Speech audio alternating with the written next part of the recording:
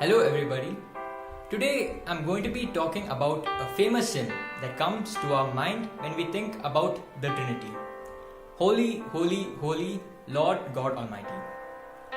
This unique Christian hymn was written by Anglican Bishop Reginald Heber in the early 1800s, and its tune was given by John Bacchus Dykes in 1861. This hymn is mainly based on the verses Isaiah chapter 6 verse 3 and Revelations chapter 4 verses 2 to 11. Reginald Heber was born on 21st April 1783 in Cheshire, Britain. As an English bishop, a man of many letters, and a hymn writer whose ministry spanned all over the world, including Calcutta in India, he is regarded as one of the heroes of Christian faith. Heber's decision to seek ordination may have been because his father, who was in charge of the parish of St. Luke, had died in February 1804, leaving the post in the parish vacant. This ordination took place when he was still doing his studies in Oxford, where he evolved as a thinker, an orator, and a poet. After securing MA from Oxford, he proceeded to travel to different parts of Europe, where he preached to many people about the gospel and got to learn about the various practices of other religions. He married Amelia in 1809 and later accepted the post of canon at a church along with carrying out his parish work. At the start of the 19th century, the Anglican authorities officially disapproved of the singing of hymns in churches other than metrical psalms. Heber, on the other hand, was an admirer of many hymns in churches and was one of the first high church Anglicans to write his own. In all, he wrote 57 hymns, mainly between 1811 and 1821.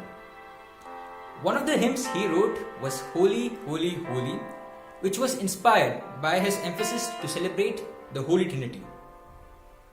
Heber wished to publish his hymns in a collection along with some by other writers, but he was unable to get enough recognition of his work as he was busy making arrangements for his departure for India in 1823.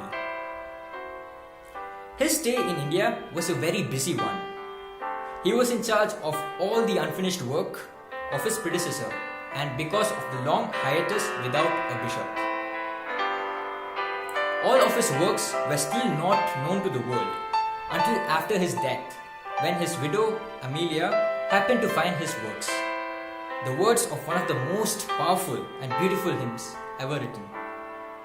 In 1861, the words were rediscovered by a publisher, and John Bacchus was asked to give a tune to the words. And from that time, the popular hymn has appeared in hundreds of hymnals and been translated into many languages. This hymn is very special. Apart from the very unique rhyming scheme, the symbolism of three is repeatedly used throughout the hymn. God is holy, merciful, and mighty. He is perfect in power, in love, and purity.